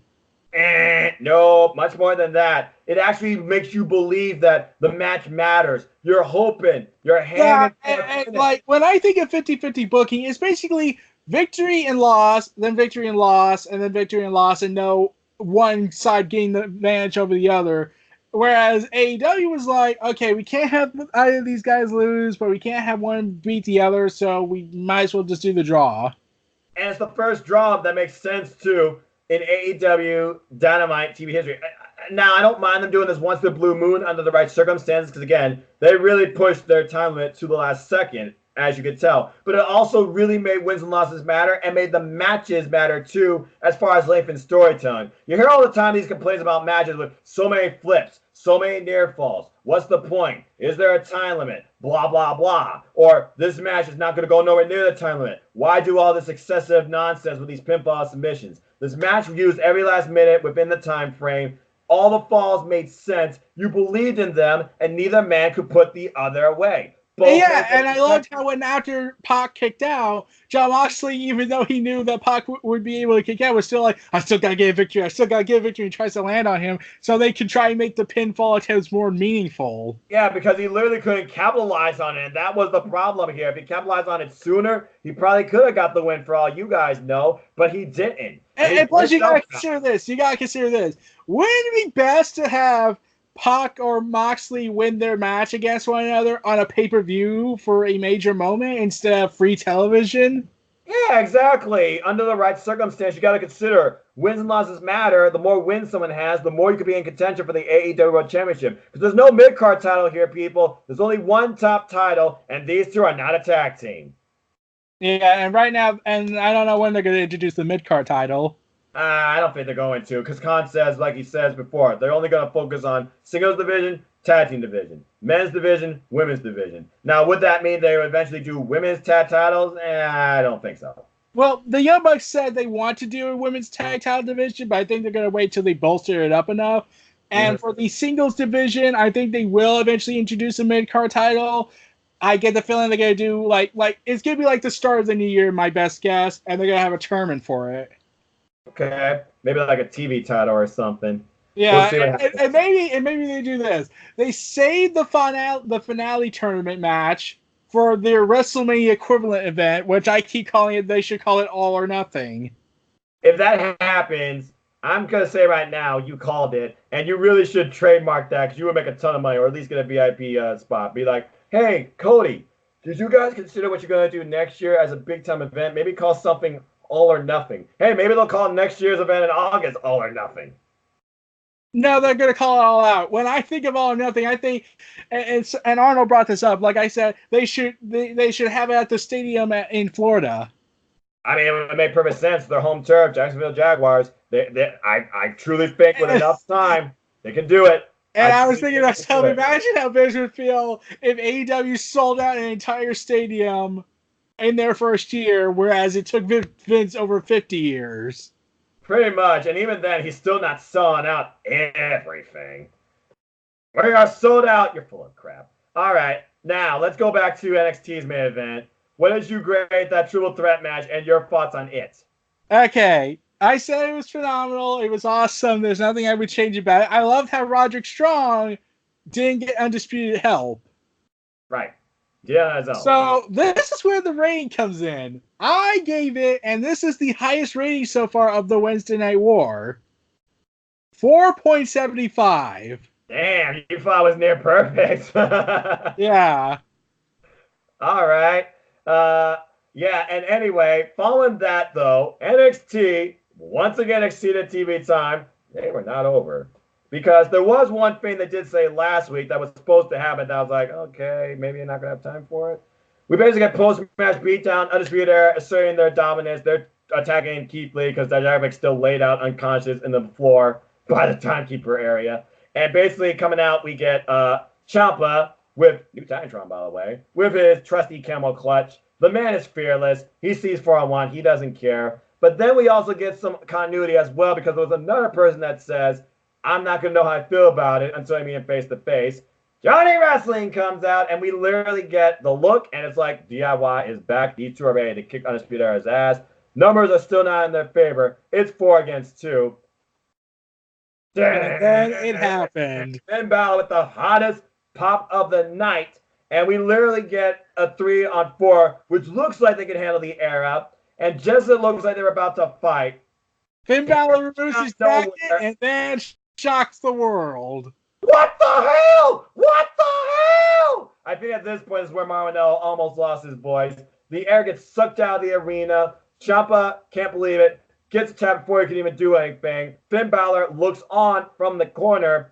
And then eventually Adam Cole and Finn Balor, they slowly look at each other. No reactions whatsoever. But Balor does see Johnny Gargano moving around the outside to the point that he throws him into a barricade and literally goes to the other side and wicked shotgun dropkick that drops Gargano through the barricade, literally dropping the barricade over plant fans that look like real fans, like Balor's literally attacking the audience. This was brilliant. Yeah. But it wasn't done there because he took Gargano and plants him with Black Plague, I believe they call it. No, not Black Plague. I forget what they call it.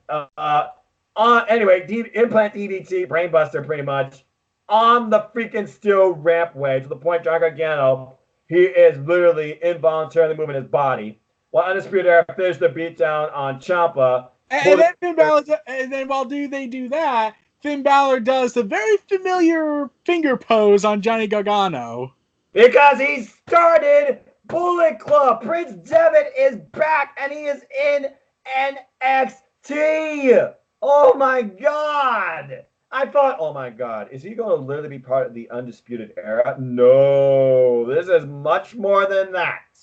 I'm back, as he put. And this is what I wrote on his Twitter when he said, I'm back on Twitter. He said that, I said this, the real rock and roller.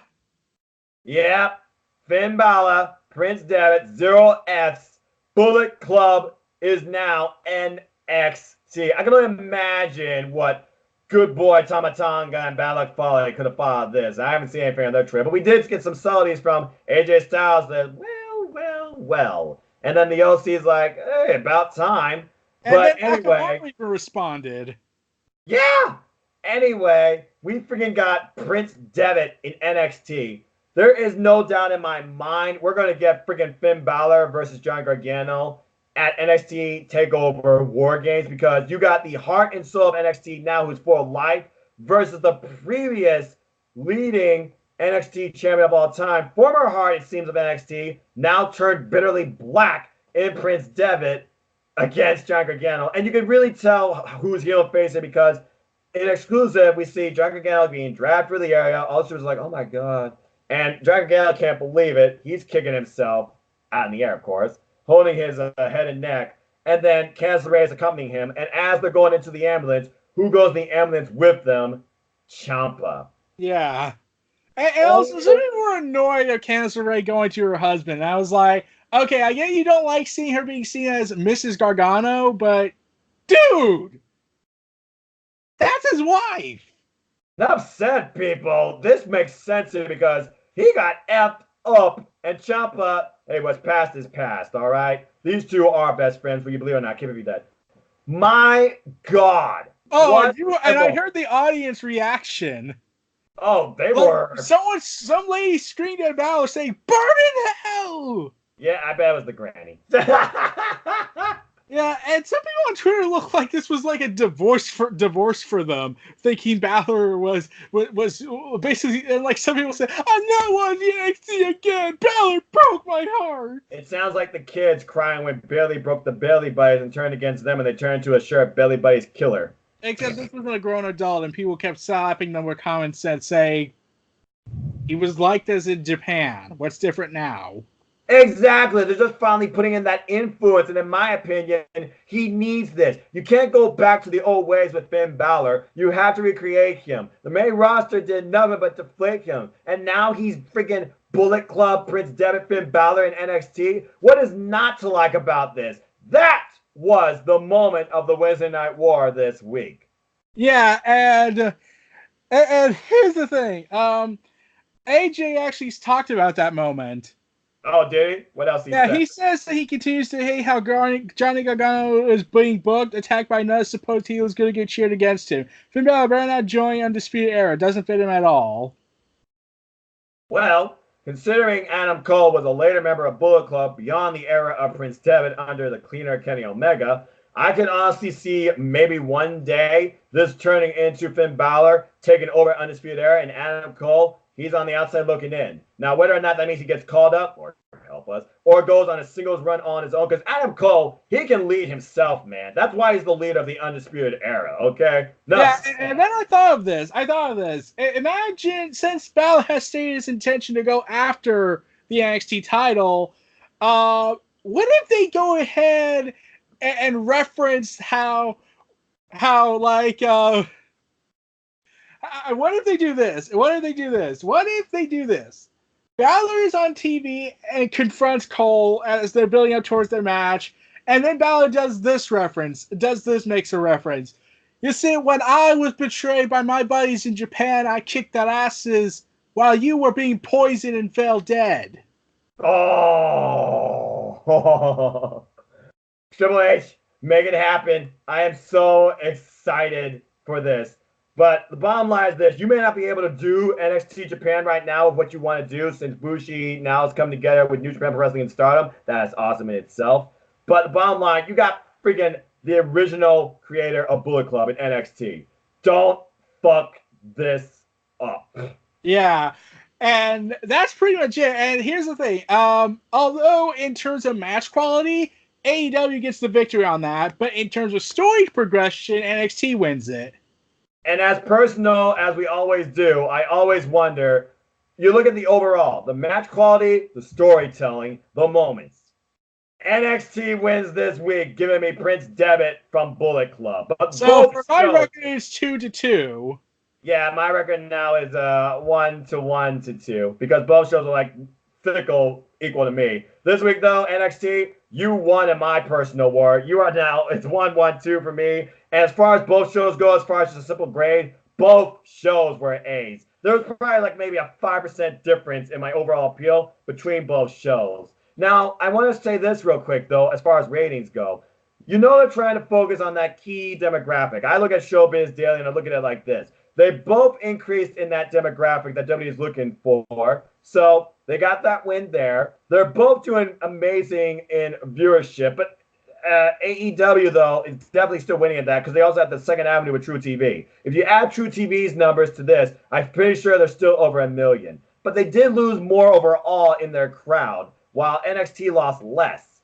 But they're still dropping. Both are dropping, and NXT is still dropping significantly, it seems. Yeah, so, and partially that has to do with the MLB World Series. So exactly, people keep saying like this is going to be expected. So really, we should wait till next year to when the series are over, and then we can see how the ratings turn out in the end.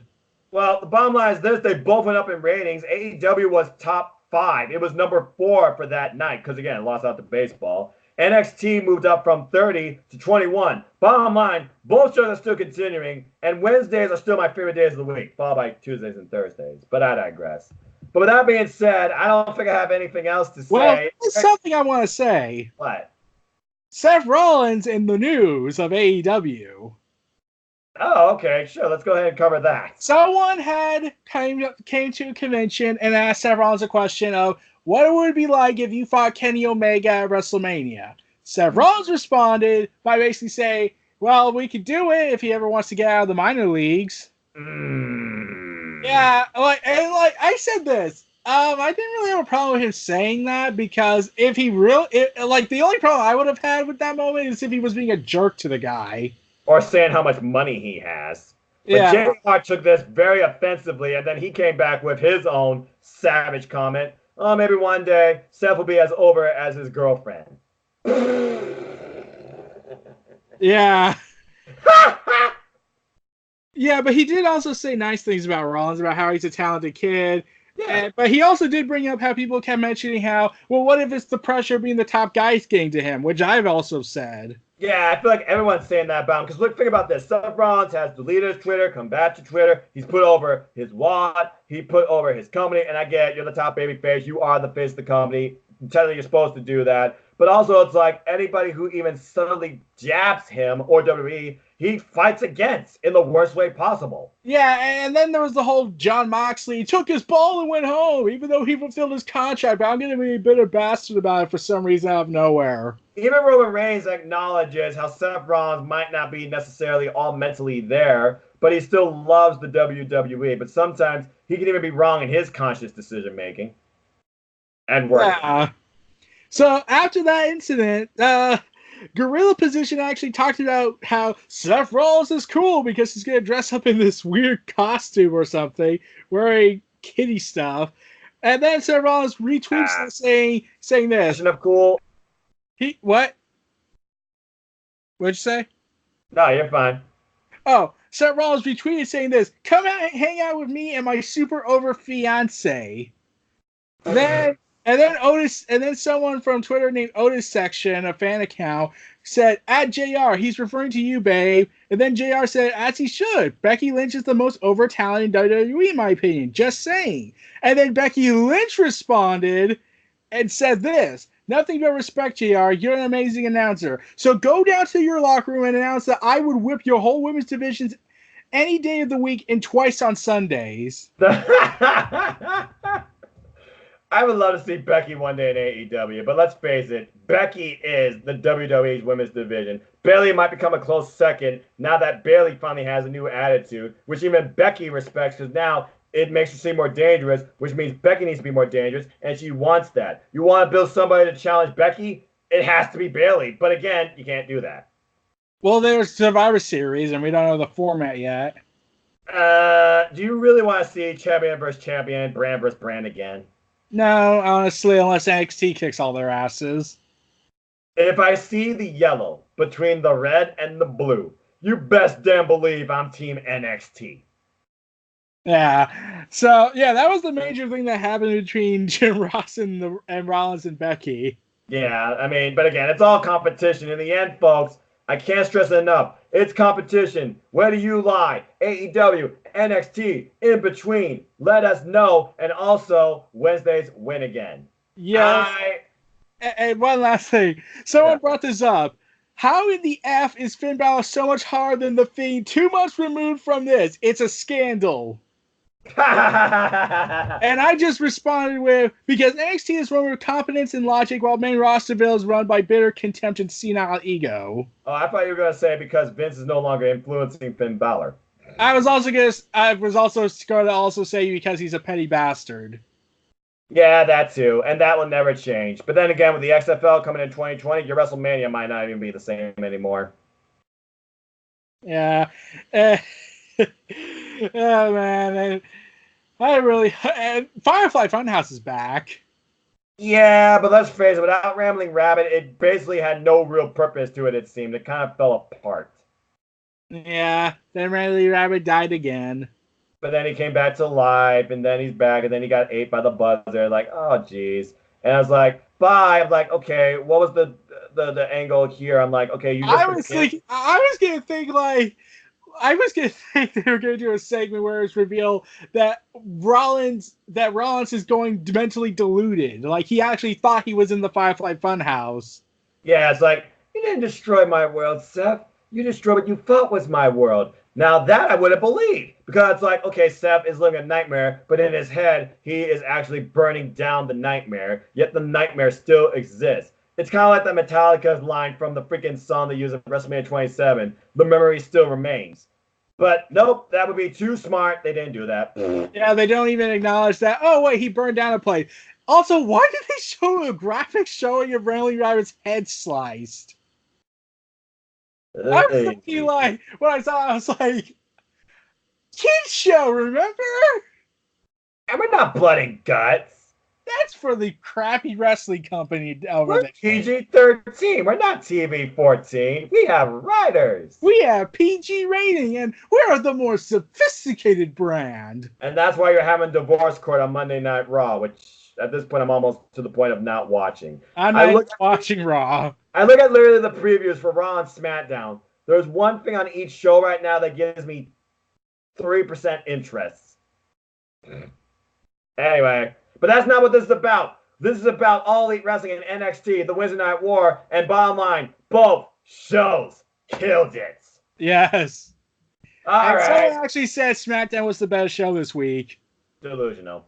But then again, they might be a sports fan. But that being said, I'm done, Eric. So any closing comments or thoughts you have? No, not really. That's pretty much it on my front. And I think we're done here. Thank you, everybody, for tuning in. This was the Wednesday Night War Weekly Roundup. We'll be seeing you again next week for Week 5. Have a